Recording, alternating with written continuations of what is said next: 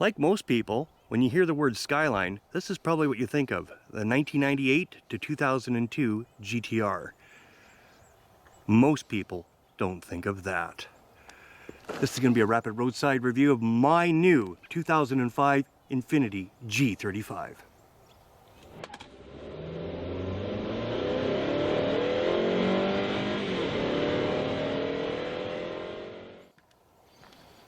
So when Nissan redesigned the Skyline V35 for the 2003 model year, this is what they came up with. Much like the R32 before it, but they've rounded the lines off, kept some of the styling cues, the signature back window. This one's the Coupe, obviously, and they came in a four-door version, but Skylines did over in Japan, including the Stagia, which was a wagon, but we won't talk about that here. And when you come around to the back, the signature round headlights are there, but they're kind of hidden by the whole exposed big red taillight. But this, in Japan, would be the Skyline 350 GT. Under the hood, we have the VQ35DE. As advertised from the factory, it put out 298 horsepower, 260 pound-feet of torque. This one has had a few minor little modifications. The interior is actually nice. Got leather seats. Unfortunately, they put the power seat controls in the dumbest spot there. Heated seat controls there. Little hideaway storage with the original key. Nice. This one is still equipped with the factory Bose stereo, ashtray, sans cigarette lighter, navigation, good leather wrap wheel, easy to read gauges. So you got your tach off to the left, speed off to the right. Got your temperature and your gas. Not very subtle in how it starts up, but this one is currently equipped with an N1 dual catback exhaust system.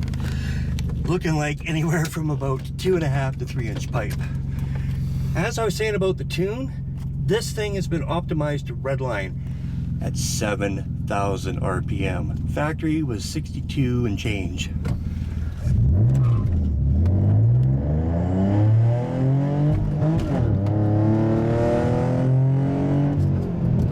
There's 60 miles an hour.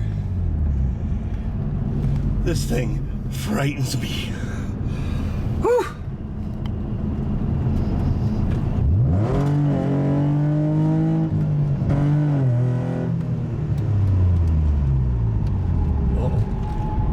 Understeer? Yeah, so Daddy likes, but Daddy only wants in moderation. My G35 is equipped with Bridgestone Ecopia tires, which are coming in at 225/45 R19.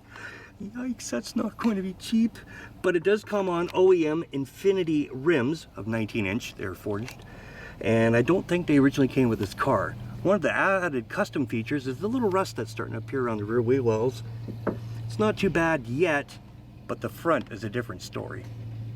As I was saying about the front, this nice little custom split right where it joins up to the lower of the fenders. Give it a bit of a... Turn the music up loud enough, you hardly even notice it. The advantage the G35 has over the 350Z is you actually get a decent sized trunk.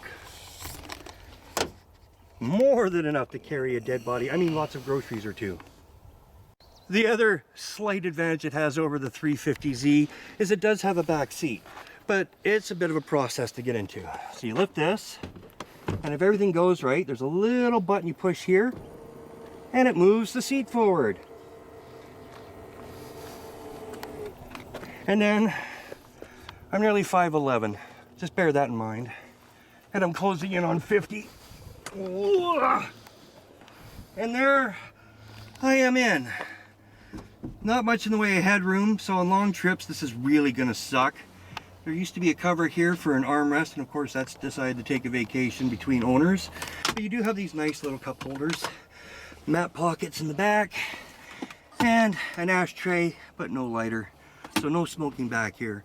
These windows don't open, and very little airflow from the front gets back here on especially today, which is over 30 degrees centigrade.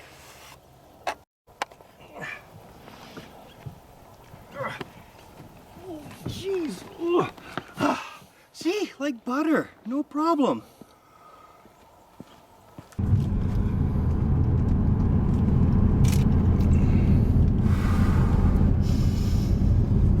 Okay, so that was a rapid roadside review of my 2005 Infiniti G35.